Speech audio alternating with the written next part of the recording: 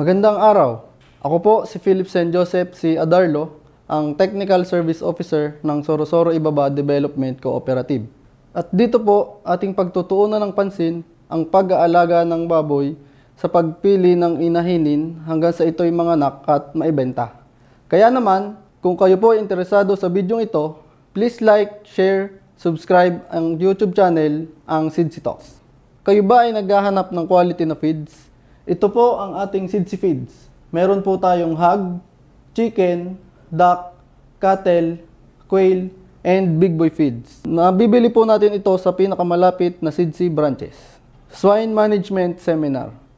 So, ang ating pong topic ay nahahati sa tatlong parte. Unahin po muna natin ang Module 1 na nakatuon po ang pansin natin sa breeding management. So, what is excellent breeding? So, dito po, i-identify natin yung iba't ibang characteristics or pamantayan po ng iba't ibang lahi ng baboy. And dapat po, alam din natin yung iba't ibang criteria sa pagpili ng gagawin po nating inahinin. At dapat po, napakahalaga na alam natin ano ba ang tamang technique sa pagdetect ng paglalandi ng ating inahing baboy. And dapat po apply natin yung benepisyo of AI or artificial insemination sa ating pagbibreeding. So ito po si Landrace at si Large White. Sila pong dalawa ang madalas ginagamit bilang palahi or inahinin. So meron po silang advantage na mabait sa biik, maganda mag-produce ng gatas, and madami ho ang nagiging anak. Ang disadvantage lang po nila, meron po silang mahinang paa at prone po sila sa diseases and stress. So syempre po, para makapag-produce tayo ng mga palahi or mga biik, dapat po meron tayong mga barakuhin. Or dyan na po papasok si Duroc and Pit-Train. So advantage po ni Duroc, may maganda po siyang pangangatawan, matibay na paa, maganda ang karne at hindi tabain. Ang disadvantage lang po nila, nangangagat po sila ng biik at mahina po ang kanilang gatas. And may kabagalan din po lumaki at mahina sa stress. So may tinatawag po tayo na teat placement and teat classification. So sa teat placement po, kailangan po makita natin meron po sila dapat 7 hanggang 8 pares na may tamang espasyo, tapat-tapat at buhay ang mga dede. So dito naman po makikita natin ang pagkakaiba ng magandang basihan at hindi magandang basihan ng gagawing inahinin. Kung makikita nyo po, dito sa bandang itaas, yan po ang magandang gawin natin, basihan, pagpipili na po tayo ng inahinin.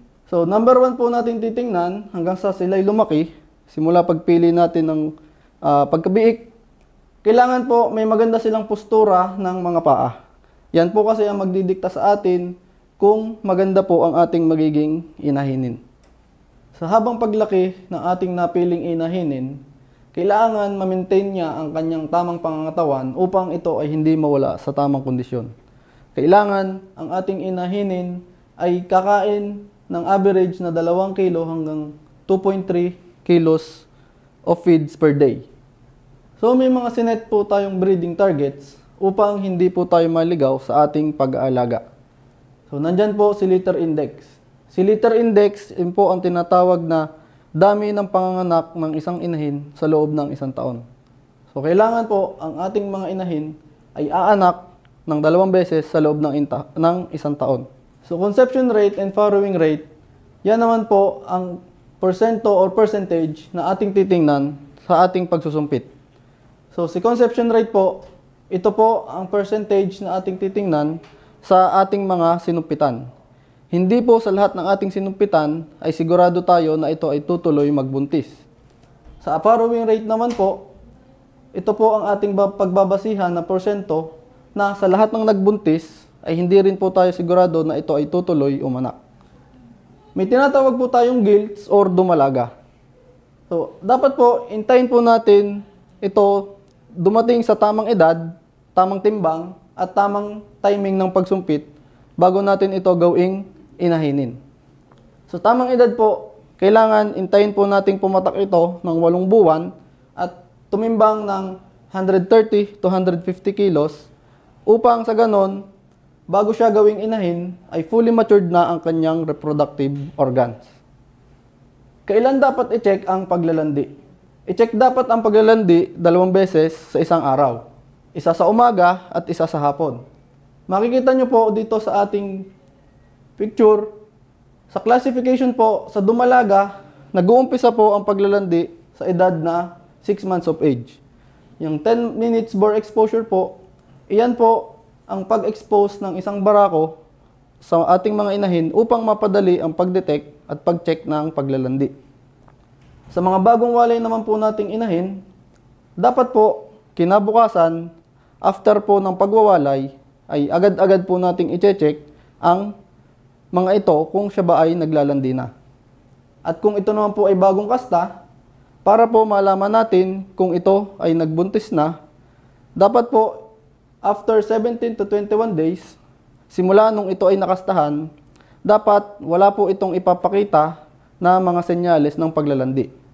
Para mas makasigurado po tayo na ito ay buntis na, bibilang po ulit tayo ng another 17 to 21 days para mas malaki ang percentage o makasigurado tayo na ito ay buntis na. Sensitive areas for stimulation. Makikita po natin sa ating diagram na may mga blue target na nakaset. So yan pong mga blue target na yan, ang pwede po nating i-check o masamasahihin or i-check para malaman po natin kung naglalandi na ang ating inahin. Makikita po sa ating video na may pinapalakad po tayo o pinapaamoy sa ating mga dumalaga na tinatawag po nating teaser bore. Dito po sa pamamaraan na ito, ang bore exposure po ay napapadali ang trabaho ng ating mga caretaker upang ma-detect kung sino po ang naglalandi. Kung mapapansin nyo po, sa 3 inahin, makikita po na ang nasa gitna ang may kakaiba pong ikinikilos. Yan pong obserbasyon na yan o makikita nyo po ang tamang timing kung kailan na po siya pasusumpitan. Dito naman po ating makikita yung iba't ibang detection upang malaman po natin ang mga senyales ng paglalandi.